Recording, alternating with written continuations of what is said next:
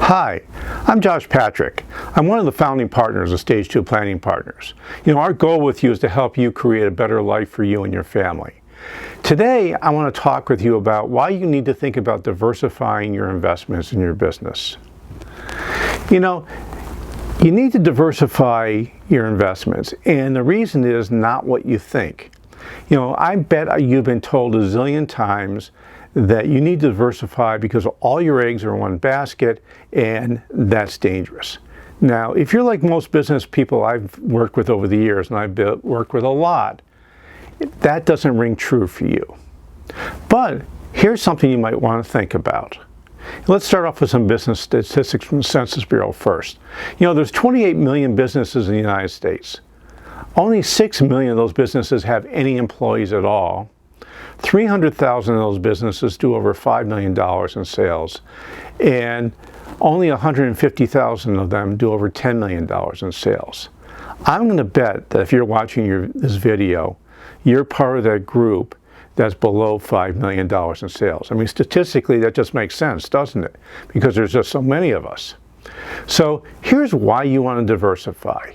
You're not diversifying for safety because all your eggs are in one basket. You're going to diversify the investments in your business so you can afford to walk away and have a good retirement someday. You're already in control of your business, so that's not an issue. You already understand your industry. That's not an issue. But you're going to need to diversify so you can afford to leave. Let's just have an example. Let's pretend you're at the very top end of that business, or the top end of that level. The top 5% of businesses actually have employees. Let's say your business does $5 million in sales. Let's say your profit margin is 10%, so you get $500,000 in profits. And let's say you also live on $250,000 a year. So hypothetically, we're going to take your business to market and you're going to sell it, and you're going to get $2.5 million for your business. That's pretty good. But you're going to pay about $1 million in taxes and fees, and hypothetically you'll be left with $1.5 million after your taxes and fees. Now, in the financial planning world, we believe that about 4% of your principal is the maximum that you can withdraw every year and make sure you don't run out of money.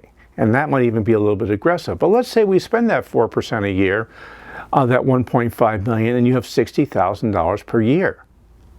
Heck, that's less than 25% of the $250,000 that you're living on right now.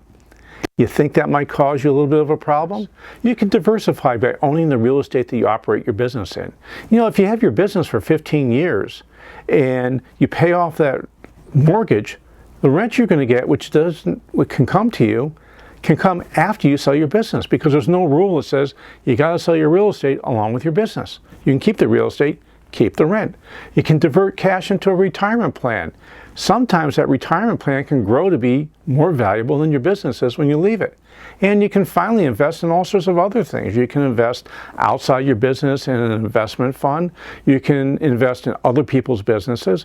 But hopefully those outside investments are going to create enough cash for you where if you add that with your real estate and your qualified retirement plan, put those 4 things together, you're now going to have enough to live on. Set a time to talk with us about your own particular situation. A conversation with us about what's going on in your business financially could be a really important conversation for you to have. I'd like you to get a financial plan that shows you where you are on the road to financial independence. So thanks a lot for spending a couple of minutes with me. And here's some things I want you to remember. I want you to download our ebook. I want you to check out your own situation. I want you to get a financial plan done. And if you like, have a conversation with us. I think you'll be glad you did. Thanks, and we hope to see you back here soon.